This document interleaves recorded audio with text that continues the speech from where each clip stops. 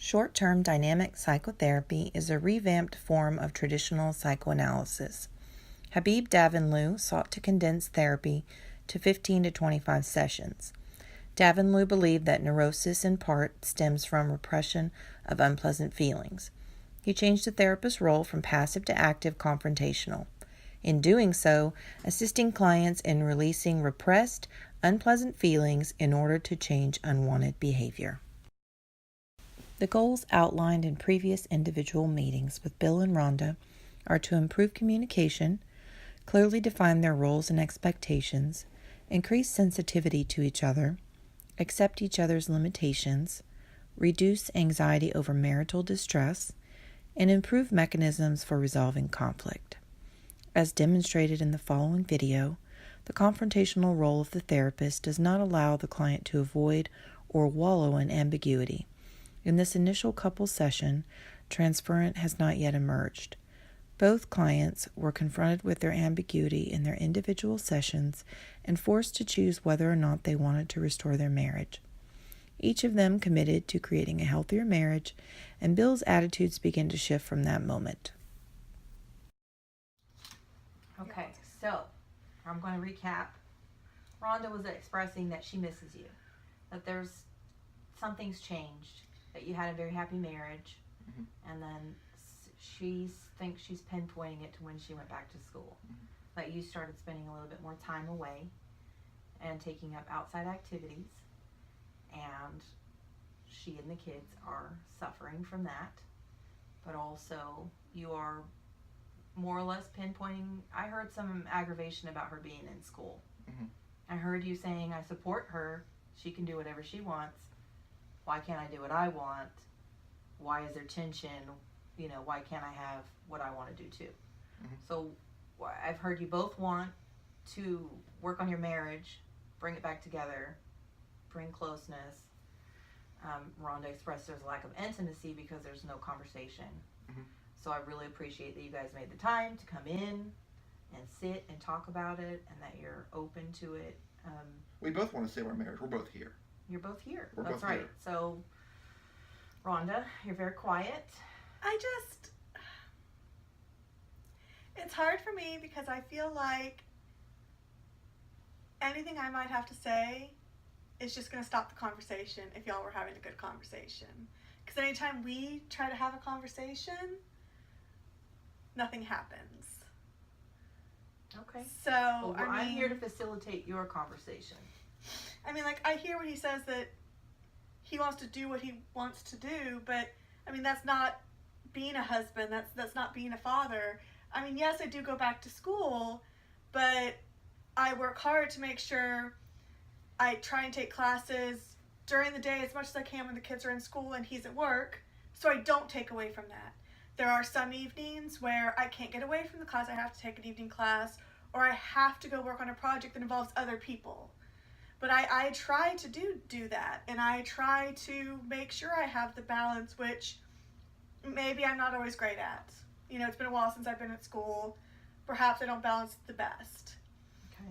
But his response to me having my own time when I feel going back to school so I can pursue a career and benefit our family, is not the same as suddenly working late all the time, which he's never had to work late. He's not an emergency room doctor that suddenly your shift is 16 hours instead of 12. Right. So why is he suddenly working late? You want to spend time with your friends and go play golf. Okay, I understand that. Do you need to play golf on Saturday and Sunday? Can you play golf on Sunday with your friends and go to the kids' soccer game on Saturday? Because instead, I'm taking the kids to soccer and dance while doing my homework, and then coming home and trying to make dinner for everybody. Okay, Bill, how do you want to respond to this? I totally agree. I think I could be play a bigger role in my kids' lives than I would, and I want to remedy these issues that they're having, and I can, looking back, I can kind of see how it's kind of affecting them, and I think that, maybe I could change my schedule a little bit So it's a little bit more. So do you hear him saying that he sees what all that you're doing? I do. How does that make you feel? And I do. When he's giving I you appreciate some that agreement. you understand that, because I feel like up to now, you feel like I'm making things up about what I do with my day. Because I have said things before, and you'd be like, "Well, they're at school all day, so I don't understand what the problem is." Mm-hmm. And I'm like, "Well, that's something that's happened." Yeah, it's happened. And you know, like I would appreciate it if you would help with the kids more and be more involved in their life. But like, I'd like you to be more involved in mine too. And all I hear from you right now is, "Well, you're right. Maybe I should be there for my kids more. Not maybe I should be there for my wife more." And do you miss? I'd like to feel important, not kids, my job, my friends, my personal time. Oh God, that's right. I got married a few years ago. And like, I feel like right now, like, that's what your priority level is. Okay, Bill. Yeah, jump in here. That's a legitimate. You know, that's legitimate. Is that a valid argument? That's valid. You know, I think that, you know, if we had probably more time, if we spent time as a family. What is preventing you from spending time as a family? Because you came in here very resistant, and you said you're choosing to do these other things because she's choosing to go to school. So I don't quite understand why you've chosen to pull away in the first place.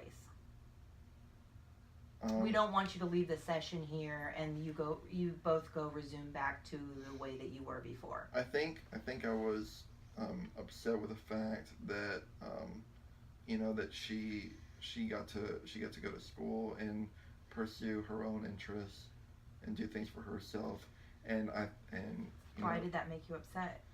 Because I felt that, you know, if I'm working full time and providing, you know, that we should both provide in our own way. And what does that mean exactly to you? How do you define her role at home by your expectations? You know, or what did it look like before she went to school? Well, you know, when I was growing up, you know, my father worked full time, and my mother took care of us, and I think that was a certain expectation. Okay. That I had. With hers, it was different. You know, her father worked full time, and her mother also had a career of her own, and I think that might be something that her family life. Different backgrounds. Looks exactly. And your expectation going into marriage is for it to look like your parents did, and your expectation going into marriage, would that be to look like your family, or did you have a different expectation? Not necessarily. Like, I mean, I was fine staying at home and raising the kids when they needed me all the time. They've gotten to the age the kids don't need me all the time. I'm not needed at school to volunteer. You don't do that after the kids get out of elementary school. So you're not. Like, you're not. They doing don't. diapers. I drive them places after school to other events. Okay. I'm a chauffeur, and otherwise I sit around all day. So you're going to school because you don't feel needed now, or because you're thinking about the future? A little bit of both. It's like, you know, like, I'm a wife and a mother, and I love that role in my life, but that can't be my everything. Just like, he's a doctor, and that means a lot to him. Okay. Like, that's a defining role for him. Like, and he's a husband and he's a father. Well, what do I do when my kids start driving? They don't even need a chauffeur anymore. Like, do I just sit home all day, wait for people to come home whenever they may happen to come home? Because teenagers aren't going to come home. He doesn't come home. So I'm just going to sit home all day, make dinner that people may or may not show up to eat. And then on the weekends, the kids are going to be out with friends. He's going to be playing golf, and I'm just going to sit there again. So you know, like, thinking about the future. I need something that gives me something to do, like, to be a productive part of society and family, because I'm not being a productive part of the family when I sit home alone all day and do nothing. Okay. Like, I don't understand why he feels that is being productive to our family in any way. All other right. than so Bill has being at the beck and call. Has expressed that, you know, he's supportive of you when we did our individual interview. Supportive of you doing school, going back to school. But I'm also hearing that he wants you to be home and do these other things. Now that she's told you why she wants to be in school and what that looks like for the future, does that change how you feel about her going to school? No. No? I mean, maybe a little bit. I'm supportive of her, and I'm very respectful of all the work that she's put into. What she's done is no easy task, and I'll be the first to say that. I'm very supportive. I'm incredibly supportive. Well, you're saying that you're supportive, but you're saying it doesn't change your feelings about it. Can you clarify for me? Well, You want to support her, but you also want her to be home more? yeah. I mean, I guess so. It's a little conflicting. I- Does it feel conflicting? How Maybe. you want to be supportive, but you also want her to stay home more or be available more? Give me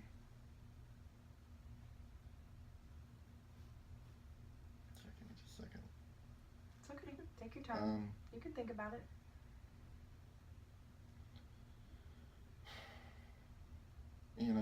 I think probably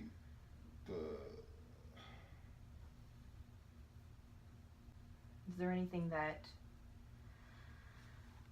changed for you? She was stating that when she started school is when you started spending more time away. right.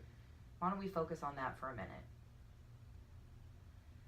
She goes back to school. The kids are at, they're all in school from 8 to 3. Mhm. She's gone back to get her PhD. There may be And you start trailing off at home and start getting outside activities.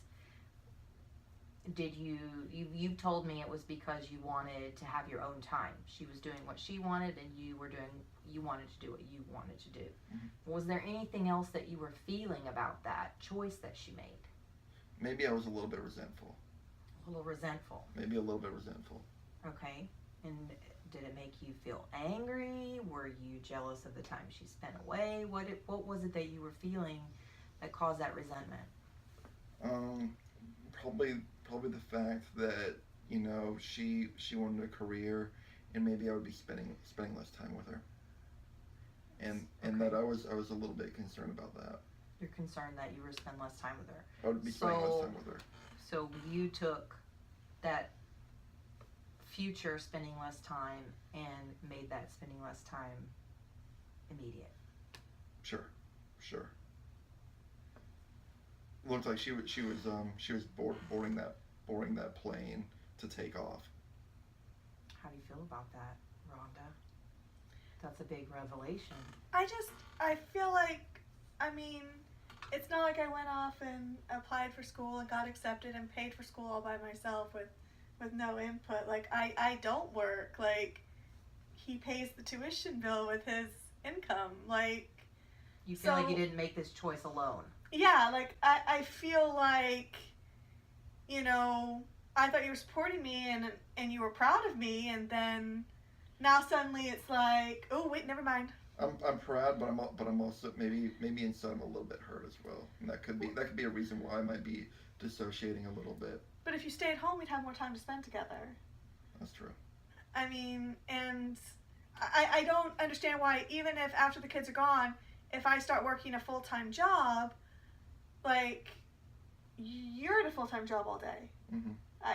I don't, it's not like I bring you lunch or something, like, every day that you would suddenly be like, oh no, what am I going to do for lunch? That's true. Like, I don't see how that would affect anything other than, okay, maybe I do end up with a job where there are days where I have to work late and I miss dinner. But is that really all that different of, honey, two of the kids have the stomach flu. You want dinner? I suggest drive-through.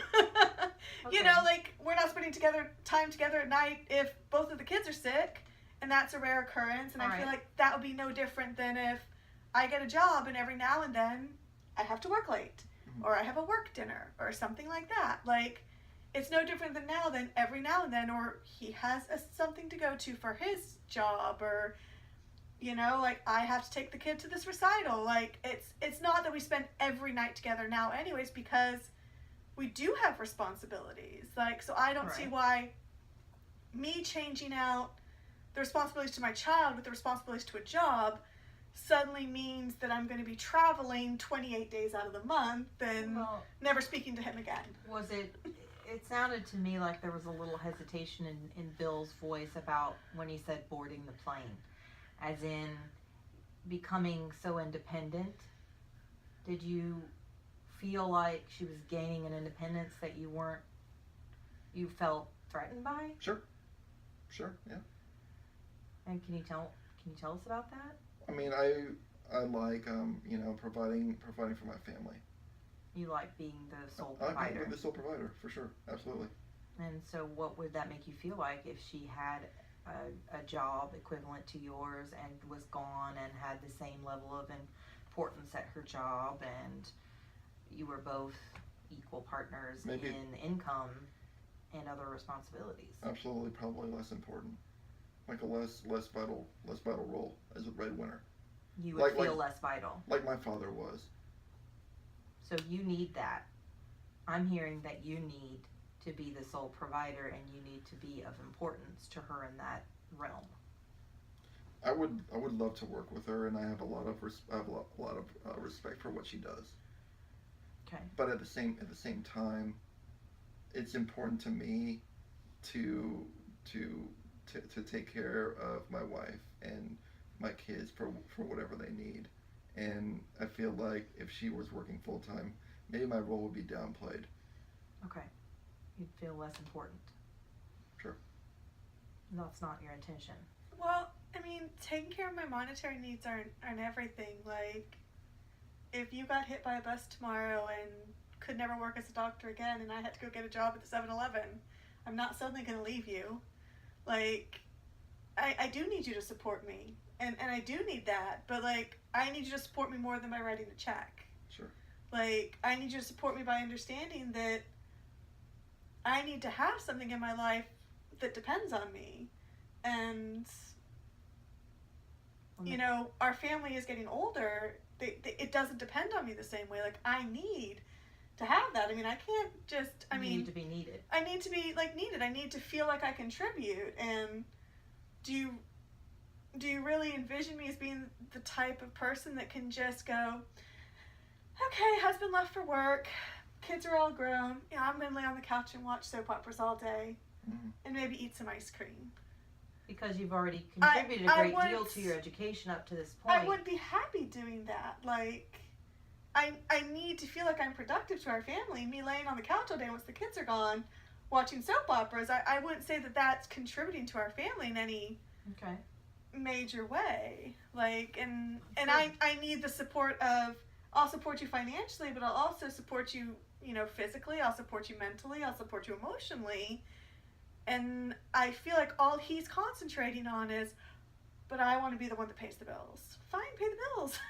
Okay. You know, like... We've gotten to a good conversation. We've gotten to an open conversation. I think we have a good foundation. Where you're both getting to some feelings. You're getting it out, and you're having a good conversation. Honestly, we never really had this. You never had this. Thank you so much.